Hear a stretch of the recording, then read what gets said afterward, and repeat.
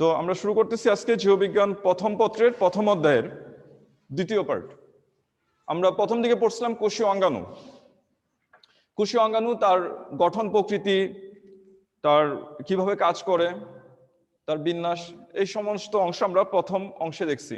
তো এখানে যদি কারো কোনো প্রবলেম থাকে, আমরা এই পুরো ক্লাসটা আবার পরবর্তীতে থরো রিভিশন দিব। তো ওইখানে যদি কোনো সমস্যা থাকে ওইখানে বলবা, কোনো অংশ গ্যাপ পড়তে পারে। তো আমরা এই পরের পার্টটা আলোচনা করতেছি, আর এই পার্টটা হচ্ছে খুবই ইম্পর্টেন্ট একটা অংশ, কারণ এই বেশিরভাগ অংশ কিন্তু আমরা 9-10-এ পাই নাই। কোষীয় অঙ্গাণুগুলো কিন্তু আমরা 9-10-এ পড়ছি, জাস্ট ওই অংশটাকে এখানে আমরা একটু বিস্তারিতভাবে আমরা জানার চেষ্টা করছি। কিন্তু এই অংশটা কিন্তু 9-10-এ এত ডিটেলস ছিল না, জাস্ট নিউক্লিক অ্যাসিডের উপাদান এরকম সামান্য কিছু ধারণা দেওয়া ছিল। আর একটা কথা হচ্ছে, আজকে যে অংশটা পড়তেছি এই সবগুলো হচ্ছে একটা ধারাবাহিক চেইনের মতো, অর্থাৎ একটা অংশ যদি তুমি না বুঝো আরেকটা অংশ তোমার জন্য কঠিন হয়ে যাবে। এই জন্য প্রথম থেকে শেষ পর্যন্ত খুব মনোযোগ দিয়ে ভালো করে দেখার চেষ্টা করবা, এবং আগামী কয়েকটা ক্লাস খুব ভালো করে এর একটা অংশ যেন মিসিং না হয়। একটা অংশ যদি বাদ পড়ে যায় দেখবা পরবর্তী অংশটা আর ধরতে পারতেছো না। এই জন্য খুব ভালো করে মনোযোগ দিয়ে প্রথম থেকে শেষ পর্যন্ত ভালো করে বোঝার চেষ্টা করবা। আমি আবারও বলতেছি, এর কোন অংশ যদি মিসিং হয়ে যায় একটা ধারাবাহিক চেনের মতো, পরবর্তী অংশটুকু দেখবা আর মিলাইতে পারতেছো না, এই ট্র্যাকে আর চলতে পারতেছো না। এই জন্য সবটুকু অংশ ভালো করে লেখবা, আর বরাবরের মতো যেরকম খাতা কাগজ কলম নিয়ে তোমরা বসো, এইভাবে রেডি হয়ে বসো, আর এই সবটুকু অংশ যেভাবে বলতেছে এইভাবে গুছাই নিবা, এইভাবে নোট ডাউন করে নিবা। তো আমরা অংশটা শুরু করতেছি। আজকে আমরা জানবো ওই ডিএনএর অংশটা আর কি। ডিএনএ অংশ আমরা জাস্ট প্রথম থেকে শুরু করতে যেতেছি। তো ডিএনএ আরএনএ এদেরকে আমরা কি বলি? এদেরকে আমরা বলি নিউক্লিক অ্যাসিড। Nucleic acid.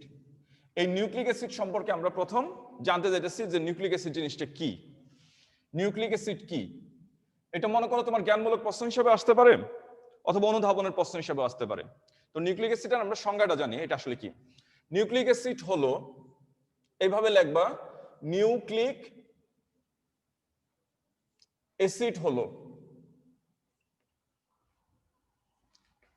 আমি কিন্তু পরবর্তীতে ভিডিও অন করে যে খাতা চেক করব কিন্তু যে তোমরা লেখছো কিনা আমার সাথে। এই অংশটুকু ভালো করে গুছায় লেখা নিবা। নিউক্লিক অ্যাসিড হলো, এখানে তিনটা জিনিস থাকে, যে আমরা এইভাবে বলতে পারি নিউক্লিক অ্যাসিড হলো নাইট্রোজেন বেস। নাইট্রোজেনের ক্ষার থাকে, একটা সুগার থাকবে, সুগার 5 কার্বনের একটা শর্করা থাকবে, নাইট্রোজেন বেস, সুগার ও ফসফরিক অ্যাসিড। ফসফরিক অ্যাসিড এর সমন্বয়ে গঠিত, এর সমন্বয়ে গঠিত জৈব অ্যাসিড। জৈব অ্যাসিড। তো আমরা এইভাবে বলতে পারি সংজ্ঞাটা, নিউক্লিক অ্যাসিড হলো নাইট্রোজেন বেস, সুগার এবং ফসফরিক অ্যাসিডের সমন্বয়ে গঠিত একটা বিশেষ জৈব অ্যাসিড, যা বংশগতির ধারাসহ, বংশগতির ধারাসহ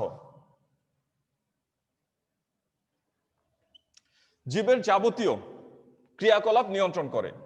একটা জীবদেহে যে যাবতীয় ক্রিয়াকলাপ হয়, তার ভিতরে যে অভ্যন্তরীণ ঘটনাগুলো হয় বা যে বিভিন্ন ক্রিয়া বিক্রিয়া চলে, এই সবগুলাকে সে কি করে? নিয়ন্ত্রণ করে। জীবের বংশগতি সহ জীবের যাবতীয় ক্রিয়াকলাপ সে কি করবে? নিয়ন্ত্রণ করে। নিয়ন্ত্রণ করে, তবে তাকে আমরা বলতেছি নিউক্লিক অ্যাসিড।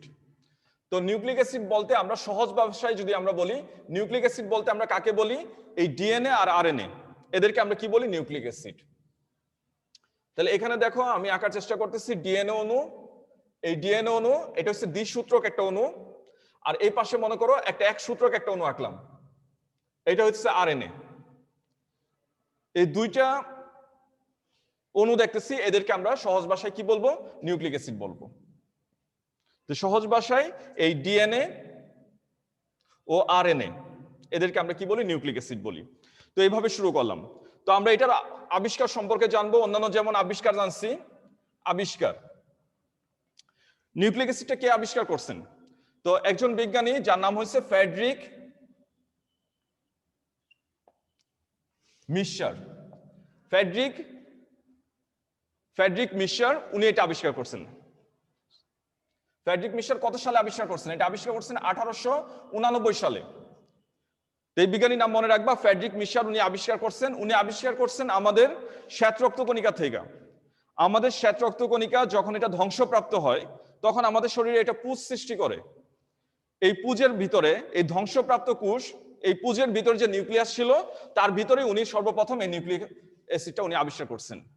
আর এই ফ্রেডরিক মিশার এই নিউক্লিক অ্যাসিডের নাম দিছিলেন কি? এটা নাম দিছিলেন উনি নিউক্লিন। এই নামটা মনে রাখবা, তার দেয়া নাম ছিল এটা। পরবর্তীতে আরেকজন বিজ্ঞানী অল্টম্যান, এই অল্টম্যান আরো 20 বছর পরে, অর্থাৎ এখানে আমার সালটা ভুল হয়েছে, উনি 69 সালে এই নিউক্লিন নাম দিছিলেন। এর 20 বছর পরে অর্থাৎ 1889 সালে অল্টম্যান এটা নাম দিচ্ছেন নিউক্লিক অ্যাসিড। উনি কেন এরকম নাম দিচ্ছেন? কারণ এটার মধ্যে তিনি কিছু অ্যাসিডিক বৈশিষ্ট্য পাইছিলেন। এই নিউক্লিক অ্যাসিডের মধ্যে কিছু অ্যাসিডিক বৈশিষ্ট্য বলতে আমরা কি বুঝি? আমরা অ্যাসিডিক বৈশিষ্ট্য বলতে বুঝি যে এটা লিটমাস পেপার একটা নির্দিষ্ট কালার দিবে। তারপর আমরা জানবো যে এটা একটা নির্দিষ্ট পিএইচ থাকবে। পিএইচ কত থাকে? অ্যাসিডিক হলে তার পিএইচ থাকে 7-এর কম থাকে। তো এরকম পিএইচ দেখা, লিটমাস পেপারে কালার দেখা, ওইটার মধ্যে তিনি কিছু অ্যাসিডিক বৈশিষ্ট্য পাইছেন। এই জন্য ওনার দেওয়া নাম ছিল এটার নিউক্লিক অ্যাসিড। আরেকজন বিজ্ঞানী, এই নামটা মনে রাখবা, লেভিন নামক একজন বিজ্ঞানী, উনি বলছেন যে এটা দুই রকমের। এই দুই রকমের মধ্যে একটা হচ্ছে ডিএনএ আর একটা হচ্ছে আরএনএ। এই নিউক্লিক অ্যাসিডকে উনি দুই ভাগে ভাগ করছেন। তো আমরা নিউক্লিক অ্যাসিড কি, এটা জ্ঞান বা অনুধাবন, তোমার যেভাবে আসুক আশা করি উত্তর দিতে পারবা যে নিউক্লিক অ্যাসিড সম্পর্কে আমরা একটা ধারণা পাইছি। এটা নিউক্লিয়াসে পাওয়া যায় এবং নিউক্লিয়াসে সর্বপ্রথম আবিষ্কৃত হয়েছিল, এই জন্য তার এরকম একটা নামকরণ করা হয়েছে নিউক্লিক অ্যাসিড। সংজ্ঞাটা এইভাবে বলছে, এই 3টা উপাদান থাকবে, একটা নাইট্রোজেন বেস, একটা সুগার থাকবে, আর একটা কি থাকবে? ফসফরিক অ্যাসিড বা ফসফেট মূলক থাকবে। এই 3-এর সমন্বয়ে গঠিত একটা জৈব অ্যাসিড, একটা বিশেষ জৈব অ্যাসিড, যা কি করে? যা বংশগতি সহ জীবের যাবতীয় ক্রিয়াকলাপ নিয়ন্ত্রণ করে। তো এখানে একটা সংজ্ঞা পাইছি, এখানে একটা শব্দ পাইছি বংশগতি। এই বংশগতি সম্পর্কে আমরা একটু জানা নেই। বংশগতি কাকে বলে? এটা তুমি জীববিজ্ঞান 2য় পত্রতে পাবা, বংশগতি নিয়ে ওইখানেও দেখবা আলোচনা করা হইতেছে বংশগতি। একটা অধ্যায় আছে এই বংশগতির উপরে। তো ওই অধ্যায় জানতে গেলেও কিন্তু আমাদের এই অংশটা ভালো করে বুঝতে হবে। তো প্রশ্ন ছিল বংশগতি কি? বংশগতি ইংলিশে আমরা বলি এটাকে হেরিডিটি। বংশগতি কি? পিতামাতার বৈশিষ্ট্য সন্তান সন্ততিতে সঞ্চারণকে বলা হয় বংশগতি। খুব সহজ ছোট একটা সংজ্ঞা, জ্ঞানমূলক আসে, যে পিতামাতার বৈশিষ্ট্য,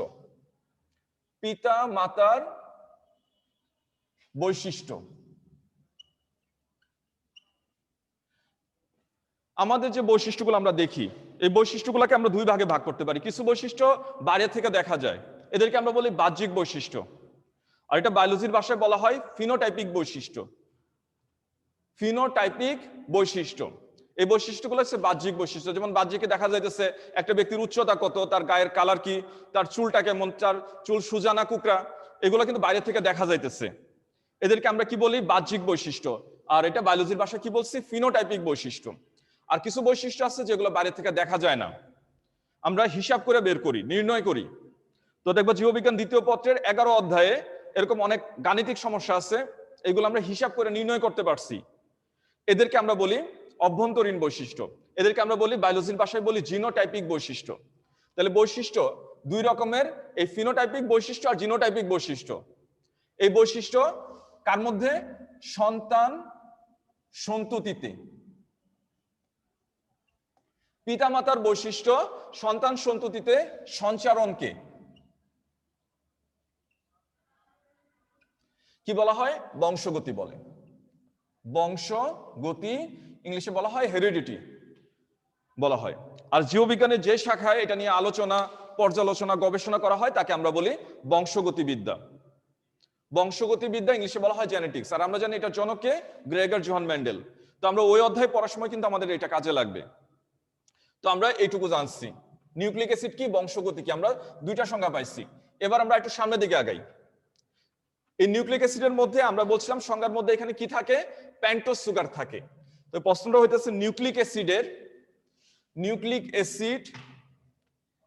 এর পেন্টোজ সুগার এর ধারণা দাও, এর ধারণা। তো সহজ ভাষায় বলতে পারি আমরা 5 কার্বনের শর্করা বা কার্বোহাইড্রেট অণুকে আমরা বলবো পেন্টোজ সুগার। তো কি বলছি যে 5 কার্বনের শর্করা, 5 কার্বনের, কার্বন সংখ্যা কয়টা থাকবে, 5টা থাকবে। 5 কার্বনের শর্করাকে বলা হয় বা কার্বোহাইড্রেট অণুকে আমরা বলি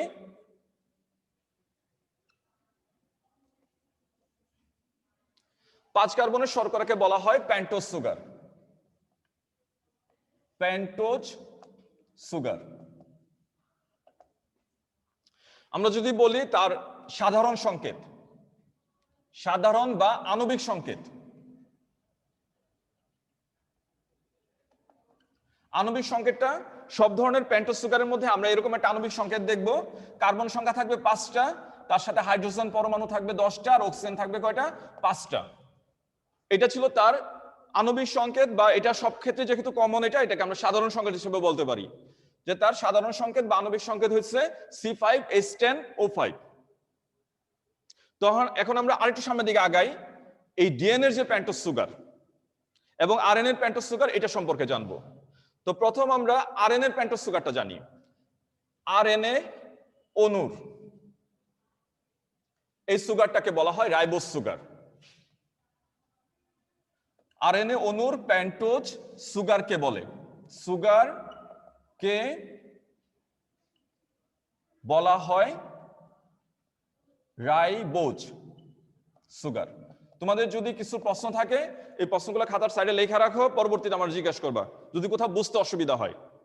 আরএনএ অণুর মধ্যে যে আমরা পেন্টোজ সুগারটা পাইছি তার নাম কি, রাইবোজ সুগার। এটা একটা নাম দেওয়া হয়েছে রাইবোজ সুগার। তো এটার আণবিক সংকেত, এর আণবিক সংকেত, এটার আণবিক সংকেত হচ্ছে আমি যেটা আগে লিখছি এইটাই, C5H10O5। তো এটা সম্পর্কে আমরা আরেকটু জানি, এটা জাস্ট তোমাদের জানার জন্য, এটা কিন্তু আর এখানে উত্তরের মধ্যে লেখা লাগবে না, যে অনুধাবন আসলে কিন্তু তোমার এই সংকেতটা পরবর্তী যে আমি যে অংশটা লিখতেছি এটা কিন্তু লেখা লাগবে না। এই আণবিক সংকেতের সাথে আমরা একটু গাঠনিক সংকেতটা জানবো। কি সংকেত জানবো, গাঠনিক সংকেত। এই গাঠনিক সংকেত আমরা যখন এই ডিএনএ এর গঠন আঁকবো, আরএনএ এর গঠন আঁকবো, তখন কিন্তু গাঠনিক সংকেতটা আমাদের কাজে লাগবে। তো এখন আমরা জানতে চাইতেছি তার গাঠনিক সংকেত, আরএনএ এর যে সুগার তার গাঠনিক সংকেতটা কেমন। তোমাদের বইও লেখা আছে এই গাঠনিক সংকেতটা হচ্ছে এরকম, এটা কেমনে লিখতে হয় এটা দেখতেছি। কার্বন সংখ্যা যে 5টা আছে এরকম ধারাবাহিক নিচে নিচে তোমরা লাইন আকারে বসাবা। আর এই গাঠনিক সংকেতটাকে আমরা বলবো চেইন স্ট্রাকচার, অথবা বাংলায় বললে যদি আমরা বলি এটাকে আমরা বলি শিকল স্ট্রাকচার। আমরা এটা দেখতেছি। তাহলে আমরা কি করছি, কার্বন গুলাকে ধারাবাহিকভাবে উপর থেকে নিচে আমরা এইভাবে বসাইছি। এখন নাম্বারিং করব, উপর থেকে নিচের দিকে আমরা নাম্বার দিব 1 2 3 4 5। তোমরা কেমিস্ট্রিতে পড়ছো গাঠনিক সংকেত কেমনে লিখতে হয়, ওইটার মতোই। 1 নম্বরের মধ্যে একটা অ্যালডিহাইড মূলক বসাবো, CHO। কি মূলক এটা, একটা অ্যালডিহাইড মূলক। এবং সবগুলোর সাথে আমরা একটা OH বসায় যাব, OH OH OH। নিয়ম হইতেছে 3 নম্বরে OH-টা সবসময় বাম পাশে বসে। এটা আমাদের বই কোনো কোনো ক্ষেত্রে মানছে, কোনো কোনো ক্ষেত্রে মানে নাই, কিন্তু আমরা সবসময় এই 3 নম্বরে OH-টা বাম পাশে বসায় যাব, কারণ এটা হচ্ছে নিয়ম। এখন দেখো তুমি কার্বনের যোজনী কত, 4, অর্থাৎ চারপাশে বন্ড সৃষ্টি হবে কয়টা, 4টা। তো ওই হিসাবে দেখো এখানে 2টা বন্ড কিন্তু তার তৈরি আছে, আর 2টা বন্ডে 2টা হাইড্রোজেন পরমাণু বসায় দিব। তো 4 নম্বরে এখানে হাইড্রোজেন হবে একটা, 3-এ হবে একটা, আর 2-এ হবে একটা। আর 1 নম্বরে এটা একটা অ্যালডিহাইড মূলক, এই জন্য এখানে কিছুই হবে না। এখন দেখো হাইড্রোজেন তার 10টা হয়েছে কিনা, 3টা 5টা 7টা 8টা 9টা 10টা। আর অক্সিজেন দেখো 5টা হয়েছে কিনা, 1টা 2টা 3টা 4টা 5টা। অক্সিজেন পরমাণু কয়টা আছে, 5টা আছে। এই যে গঠনটা আঁকলাম এটাকে আমি কি বলছি, এটাকে বলছি শিকল বা চেইন স্ট্রাকচার। এবারে যে স্ট্রাকচারটা আঁকবো এটাকে আমরা বলবো রিং। বা বলয় স্ট্রাকচার, বলয়। আগে বলছে আমাদের এইগুলা, এই গঠনগুলা পড়ার সময় কাজে লাগবে। তো এই রিং বা বলয়টা কেমন হবে? এই স্ট্রাকচারটা, এটাও একটা গাঠনিক স্ট্রাকচার। দেখো এটা কেমনে আঁকতেছি। এটা হবে একটা 5 কোণ আকৃতির রিং। কয় কোণ আকৃতির? 5 কোণ আকৃতির। উপরে দেখো একটা অক্সিজেন পরমাণু বসছে, আর চারপাশে তুমি এরকম করে কার্বন বসায় যাবা। তাহলে এখানে কার্বন কয়টা বসাইছি? 4 কোণার মধ্যে 4টা কার্বন, উপরে একটা অক্সিজেন পরমাণু বসাইছি। তো ঘড়ির কাঁটার দিকে আমরা যদি নাম্বারিং করি, ঘড়ির কাঁটার দিকে অক্সিজেনের পরে থেকে নাম্বারিং শুরু হবে। তো 1 নাম্বার কার্বন, এটা 2 নাম্বার, 3 নাম্বার, 4 নাম্বার, আর 5 নাম্বারটা হবে বাইরে। এখানে সরাসরি বসাইতেছি CH2OH। এই 5 নাম্বারে যেমন ছিল, তার 2টা হাইড্রোজেন ছিল, একটা OH ছিল, এটা সরাসরি এইভাবে বসাইছি CH2OH। তা আমরা কি আঁকতেছি? এটা RN এর সুগার। RN এর সুগারকে আমরা বলবো, এটা নাম হচ্ছে বিটা ডি।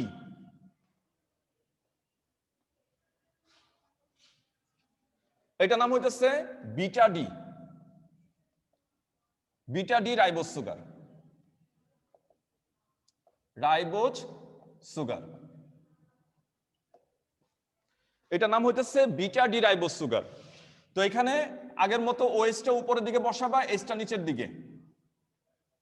2 নাম্বার কার্বনে OH নিচের দিকে থাকবে, H উপরে। 3 নাম্বার কার্বনে এখানে OHটা উপরের দিকে, Hটা নিচের দিকে বসাবা। 4 নাম্বার অক্সিজেন পরমাণু, এটা জাস্ট একটা হাইড্রোজেন পরমাণু বসাই দিলেই হবে। তাহলে এটা ছিল তার রিং বা বলয় স্ট্রাকচার। রিং বা বলয় স্ট্রাকচার। এখানে আমরা তাহলে আরেকটু কথা এখানে অ্যাড করে নিব। এর আণবিক সংকেত আমরা লেখার মধ্যে আরেকটু কথা অ্যাড করে নিব। ইহা মূলত বিটা ডি রাইবোজ সুগার। আর এখানে OH মূলকটা উপরের দিকে থাকলে, 1 নাম্বার কার্বনে OH মূলকটা উপরের দিকে থাকলে তাকে বলা হয় বিটা পজিশন। এই জন্য এটা হচ্ছে বিটা ডি রাইবোজ সুগার। আর 1 নাম্বারে যদি OHটা নিচের দিকে থাকতো, তখন এটাকে বলতাম আমরা আলফা ডি। তো আমরা মোটামুটি দেখার চেষ্টা করছি। তারপরে যদি তোমাদের কোনো প্রশ্ন থাকে লেখা রাখো, আমি পরবর্তীতে আবার উত্তর দিব। তো আমার এখানে প্রশ্ন ছিল যে নিউক্লিক অ্যাসিডের পেন্টোজ সুগারের ধারণা দাও। তো নিউক্লিক অ্যাসিড হিসাবে এখানে আমি RN এর সুগার সম্পর্কে বলছি।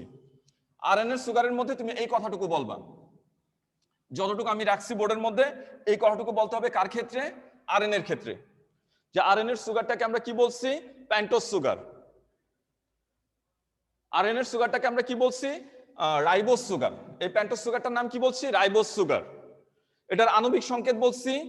আর এটা হচ্ছে মূলত বিটা ডি রাইবোজ সুগার। এই কথাটুকু বলছি। কথাটাকে ঘুরাই এখন ডিএনএ এর ক্ষেত্রে বলবো। ডিএনএ এর ক্ষেত্রে যদি আমরা বলি, তখন আমরা এইভাবে বলবো, ডিএনএ অণুর পেন্টোজ সুগারকে বলা হয়। একইভাবে লিখতেছি, পেন্টোজ সুগারকে বলা হয় deoxy ribose sugar. Deoxy ribose sugar. DNA সুগারটা হচ্ছে এই প্রকৃতির, যার নাম হচ্ছে ডিঅক্সি রাইবোজ সুগার। এর আণবিক সংকেত, এর আণবিক সংকেত সি কত হবে? 5, H হচ্ছে 10, আর O হবে 4। একটা অক্সিজেন পরমাণু এখানে কম আছে, একটা অক্সিজেন পরমাণু এখান থেকে চলে গেছে, এই জন্য তার নাম হচ্ছে ডিঅক্সি। ডি মানে অপসারণ হওয়া, চলে যাওয়া। এই জন্য তার নাম হচ্ছে ডিঅক্সি রাইবোজ সুগার। এখানে কার্বন কয়টা আছে? 5টা। হাইড্রোজেন কয়টা আছে? 10টা। আর অক্সিজেন পরমাণু কয়টা আছে? এখানে 4টা পরমাণু আছে। আর একটু কথা এড করি ওই শেষের কথাটা। ইহা মূলত বিটা ডি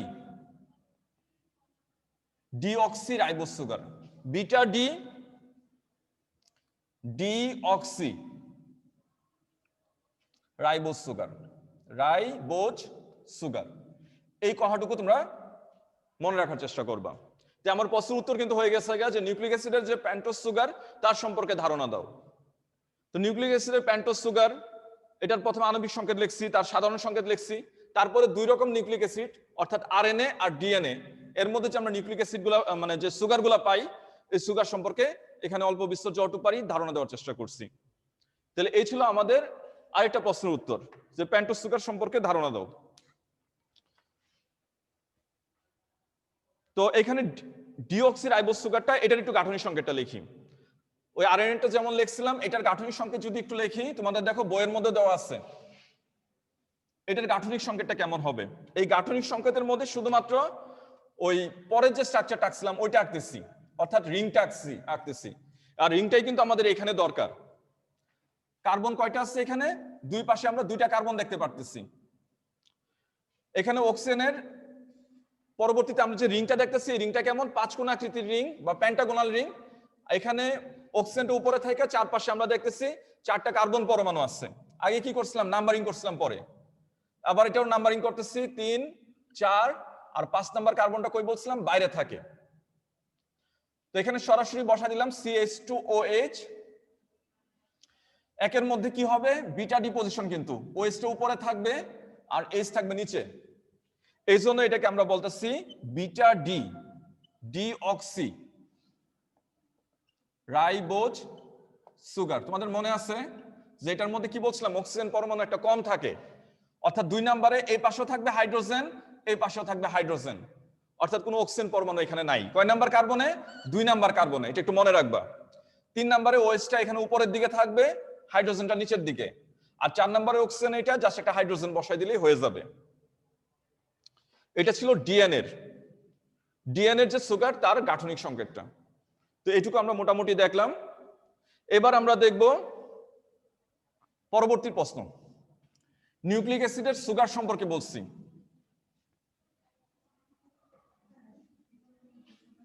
হ্যাঁ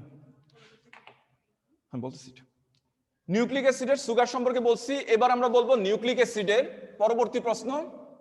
এটা খাতার মধ্যে তুলে নাও, যে নিউক্লিক অ্যাসিডের আমরা লিখবো যে এখানে যে নাইট্রোজেন বেস থাকে, নাইট্রোজেন বেস। ডিএনএ আরএনএ আমরা সংজ্ঞার মধ্যে পাইছি, নিউক্লিক অ্যাসিডের সংজ্ঞার মধ্যে পাইছি 3টা উপাদানের মধ্যে একটা অংশ থাকে নাইট্রোজেন বেস। নাইট্রোজেনের ক্ষারক, তার ধারণা দাও। তাহলে এইভাবে আমরা বলতে পারি নিউক্লিক অ্যাসিডের, উত্তর দিতেছি নিউক্লিক অ্যাসিডের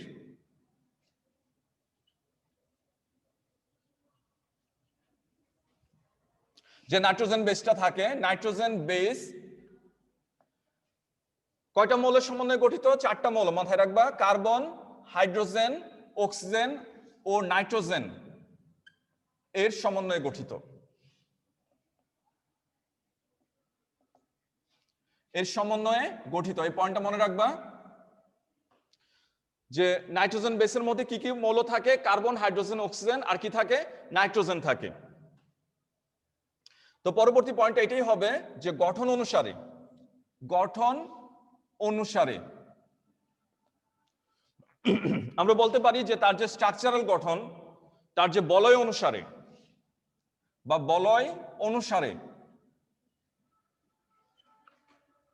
2 রকম নাইট্রোজেন বেস পাওয়া যায়। 2 রকম নাইট্রোজেন বেস পাওয়া যায়।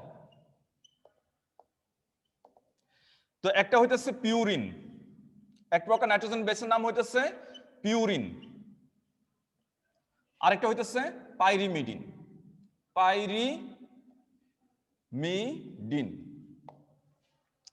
তো আমরা এই পিউরিন আর পাইরিমিডিন সম্পর্কে জানবো। প্রথম আমরা কার কথা জানতেছি? আমরা প্রথমে জানতেছি পিউরিন সম্পর্কে। পিউরিন, এটা সম্পর্কে যে তথ্যগুলো মাথায় রাখতে হবে যে এতে 2টা রিং বা বলয় থাকে।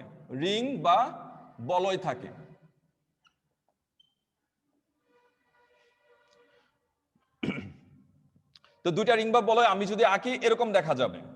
রিং এর স্ট্রাকচারটা এরকম দেখা যাবে।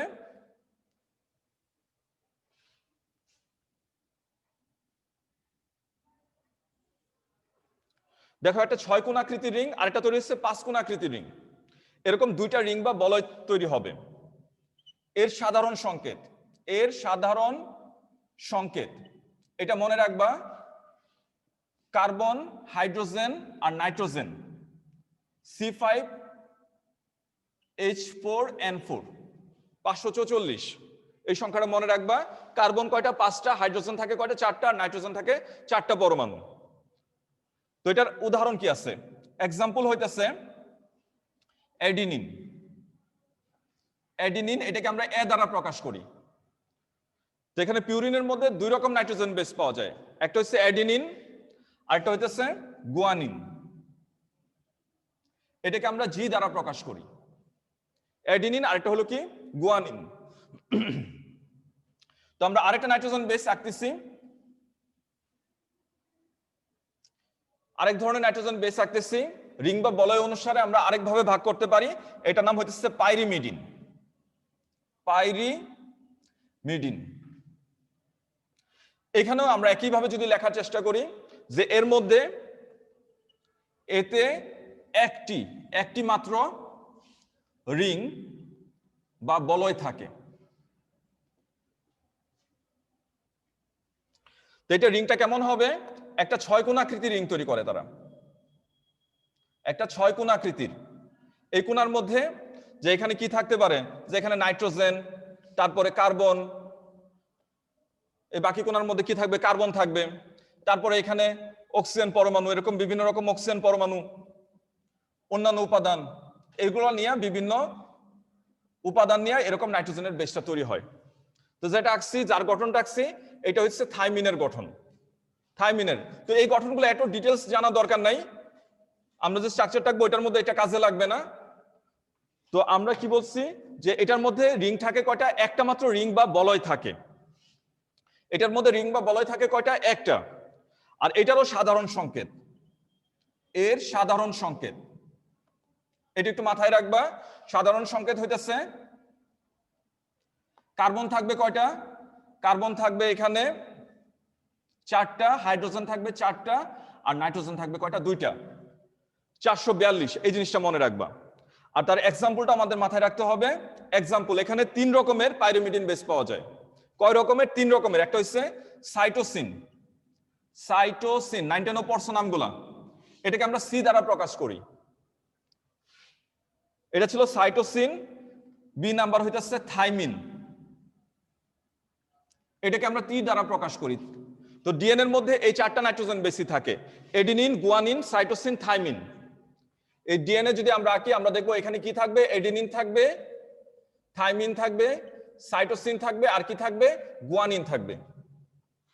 আরেক ধরনের নাইট্রোজেন বেস আছে, এটাকে বলা হয় ইউরাসিল।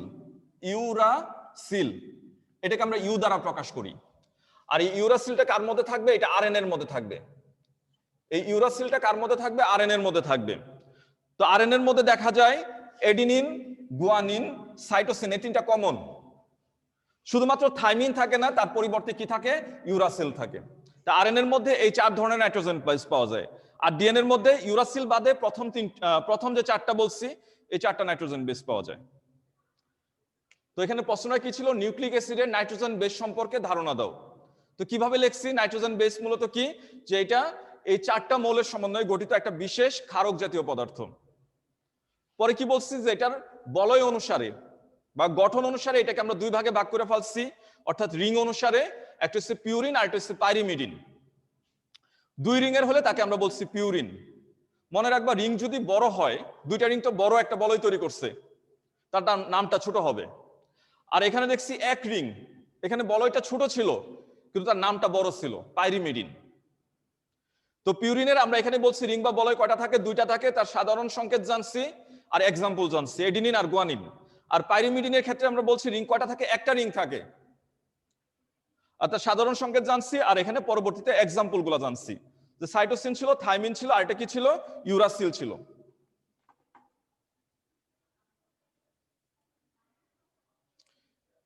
এই ছিল আমাদের প্রাথমিক আলোচনা। এবার একটা সংজ্ঞা শেষ করে, একটা সংজ্ঞা দিয়ে আজকে পড়া শেষ করব।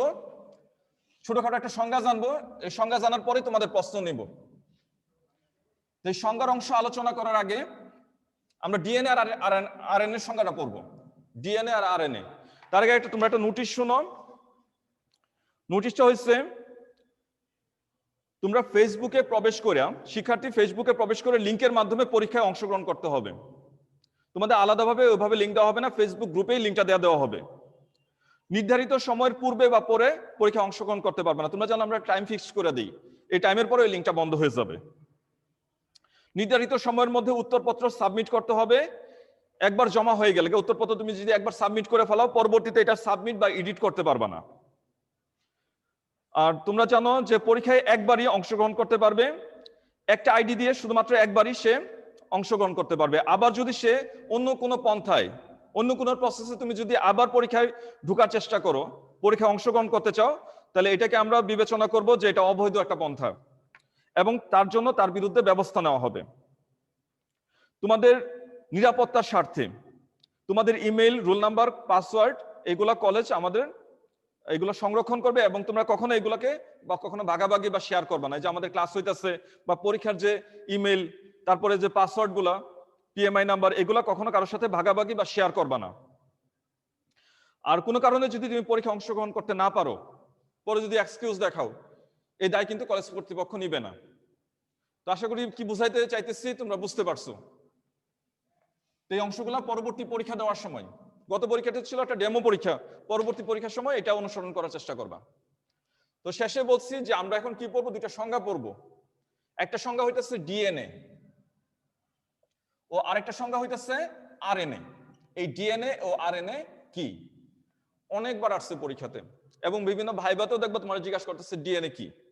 তখন দেখা যায় একটা অ্যাপ্রোপ্রিয়েট আমরা আনসার একটা পাই না।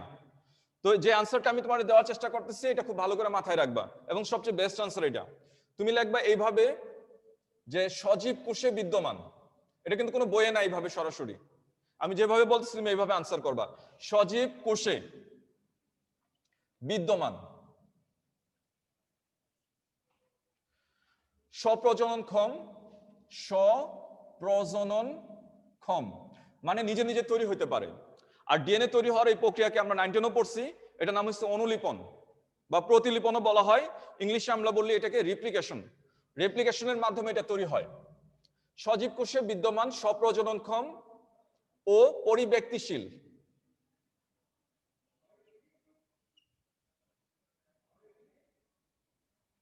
পরিব্যক্তিশীল হইতেছে নিজে নিজে পরিবর্তন হয়ে যায়, ক্ষুদ্র একটা পরিবর্তন হয়ে যায়।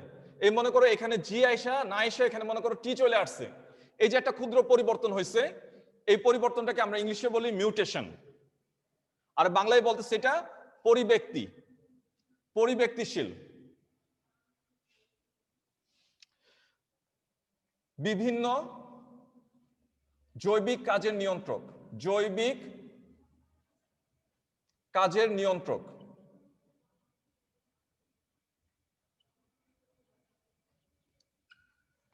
সজীব কোষে বিদ্যমান, স্বপ্রজননক্ষম এবং পরিব্যক্তিশীল বিভিন্ন জৈবিক কাজের নিয়ন্ত্রক এবং বংশগতির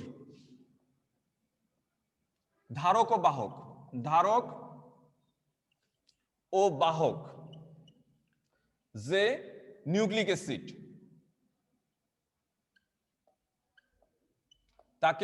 তাকে কি বলা হয়? তাকে বলা হয় ডিএনএ। তো যে সংজ্ঞাটা দিচ্ছি তোমরা ঠিক এইভাবেই সংজ্ঞাটা দেওয়ার চেষ্টা করবা। সজীব কোষে বিদ্যমান, স্বপ্রজননক্ষম ও পরিব্যক্তিশীল বিভিন্ন জৈবিক কাজের নিয়ন্ত্রক এবং বংশগতির ধারক ও বাহক যে নিউক্লিক অ্যাসিড, তাকে আমরা কি বলি? ডিএনএ। সবচেয়ে বেস্ট সংজ্ঞা এটা দেওয়ার চেষ্টা করবা। আর আরএনএ সংজ্ঞাটা আমরা এইভাবে জানবো যে নিউক্লিক অ্যাসিডে, আমরা এবার আরএনএ সংজ্ঞা জানতেছি, যে নিউক্লিক অ্যাসিডে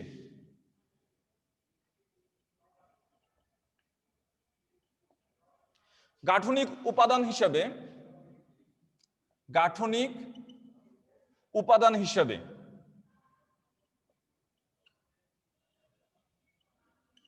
তার গাঠনিক উপাদান হিসেবে কি থাকবে? রাইবোজ সুগার ও অন্যতম নাইট্রোজেন বেস হিসেবে আমরা জানছিলাম তার মধ্যে স্পেশাল একটা নাইট্রোজেন বেস থাকে যা ডিএনএ এর মধ্যে থাকে না। এটার নাম কি ছিল? ইউরাসিল। এটাকে আমরা কি বলতেছি? ইউরাসিল। বিদ্যমান, তাকে তাকে আমরা কি বলবো? আরএনএ বলবো। তো আরএনএ সংজ্ঞাটা হচ্ছে এরকম যে নিউক্লিক অ্যাসিডে গাঠনিক উপাদান হিসেবে কি থাকবে? রাইবোজ সুগার থাকবে। ডিএনএ এর মধ্যে আমরা কি পাইছিলাম? Deoxy ribose sugar. তো ওটার মধ্যে সুগারটা হইতেছে, আরএনএ এর মধ্যে সুগার হইছে রাইবোজ সুগার, এবং অন্যতম নাইট্রোজেন বেস হিসেবে কি থাকবে? ইউরাসিল থাকবে। তবে সেই নিউক্লিক অ্যাসিডকে বলা হয় আরএনএ। তো আশা করি লেখা নিছো। আমি একটা জিনিস কিন্তু 3 বার করে বলি অন্তত, যেন তোমরা সহজে এটাকে লেখা নিতে পারো। তারপরে যারা লেখা নিতে পারো না, স্ক্রিনশট দিয়ে রাখো। এখন আমি তোমাদের প্রশ্ন নিব, আর এটা বোর্ডেই থাকবে। তোমাদের প্রশ্ন নিব, যার প্রশ্ন আছে প্রশ্ন করো, হ্যান্ড রাইজ করো। এই যে আমি যা এতক্ষণ আলোচনা করছি এর মধ্যে কার কি প্রশ্ন আছে আমার বলো। অন্যান্য গ্রুপে দেখছি অনেক অনেক প্রশ্ন এটুকুর মধ্যে। মুবারক হাসান, হ্যাঁ আনমিউট করছি, প্রশ্ন বলো। আসসালামু আলাইকুম স্যার। আসসালামু আলাইকুম। ওয়ালাইকুম আসসালাম। স্যার, এই যে ডিঅক্সি রাইবোজ সুগারের ক্ষেত্রে স্যার অক্সিজেন একটা কম থাকে কেন? এটা অক্সিজেন একটা তার গঠন থেকে অপসারিত হয়ে যায়। এখন অক্সিজেন একটা কম থাকে কেন? এখন কি বলবো যে এক একটা অণুর এক এক রকম গঠন থাকে। এই গাঠনিক স্ট্রাকচার হিসেবে তার মধ্যে দেখা গেছে অক্সিজেন পরমাণু একটা কম থাকে। আর এটা কয় নাম্বার কার্বনের কম ছিল? এটা 2 নাম্বার কার্বনে। কথা বুঝতে পারছো? আমরা যখন যে দেখবো গ্লুকোজের গঠন দেখবো, ফ্রুক্টোজের গঠন দেখবো, তখন দেখবো এক একটার গঠন এক এক রকমের। একটার মধ্যে অ্যালডিহাইড মূলক আছে, একটার মধ্যে কিটোন মূলক আছে। এটা কেন এরকম? যে তার গঠন প্রকৃতি এরকম। এরকম মনে করো ডিএনএ এর মধ্যে যে আমরা যে সুগারটা দেখছি, ডিঅক্সি রাইবোজ সুগার বলছি, ওটার গঠনটা এমন ছিল যার মধ্যে একটা অক্সিজেন পরমাণু কম ছিল। আর এটা কয় নাম্বার কার্বনে কম ছিল? 2 নাম্বার কার্বনে। বুঝতে পারছো? জি স্যার। হ্যাঁ, পরে বলো। আর কোনো প্রশ্ন থাকলে বলো। আজকে টুকুর মধ্যে আশা করি অনেক অনেক প্রশ্ন থাকবে। বলো, তুমি জানো না, তুমি জানার জন্য কিন্তু আসছো, তুমি পারো না, এটার মধ্যে কিন্তু কোনো লজ্জার কিছু নাই। আমি যতটুকু চেষ্টা করবো, আমি কিন্তু যে সব জানি এরকম না। আমি মনে করো তোমার মতো বায়োলজিরই ছাত্র, তোমার চেয়ে কদিন আগে আমি পড়া শুরু করছি, আমার সাথে তোমার পার্থক্য এটুকুই। আমি যতটুকু পারবো তোমার সাথে শেয়ার করার চেষ্টা করব, আমি যতটুকু জানি। হ্যাঁ তানভীর, তানভীর বলো। আসসালামু আলাইকুম। ওয়ালাইকুম আসসালাম। মাস্টার মলিকিউল কি? মাস্টার মলিকুল হচ্ছে, আমরা মাস্টার কাকে বলি? প্রধান যে জিনিসটা। মাস্টার কি? প্রধান কি? এমন একটা কি যা দিয়া মনে করো যে কোনো তালা খোলা যায়। এরকম মাস্টার মলিকুল মনে করো যে এমন একটা বেসিক মলিকুল যার মধ্যে সব কিছু আছে। সব এই ডিএনএ এর মধ্যে আমাদের যাবতীয় বৈশিষ্ট্য সব আছে। আমাদের ভালো বৈশিষ্ট্য, খারাপ বৈশিষ্ট্য, কোনটার জন্য আমাদের কি ফিউচারে কি হইতে পারে। ইভেন ফিউচারে দেখবা সবগুলা চিকিৎসা হবে কিন্তু এই জিন থেরাপির মাধ্যমে, এই ডিএনএ এর মাধ্যমে। ডিএনএ এর গঠন আমরা যদি ঠিক করে দিতে পারি, দেখা যাবে ওই বংশে রোগী থাকবে না। এরকম সব বৈশিষ্ট্য ডিএনএ এর মধ্যে আছে। ডিএনএ এর মধ্যে এরকম সব বৈশিষ্ট্য, যাবতীয় গুণাবলী সব আছে বলে তাকে আমরা বলি মাস্টার মলিকুল। এটার গঠন প্রকৃতি অনেক বিশাল। 11 অধ্যায়ে দেখবা যে পুরো একটা অধ্যায় আছে তার উপরে। বলো, আরো প্রশ্ন থাকলে বলো। তানভীর, বুঝতে পারছো আশা করি? না স্যার। কি বুঝো নাই? জি স্যার। প্রশ্ন করো, আরো প্রশ্ন করো। স্যার বুঝতে পারছি।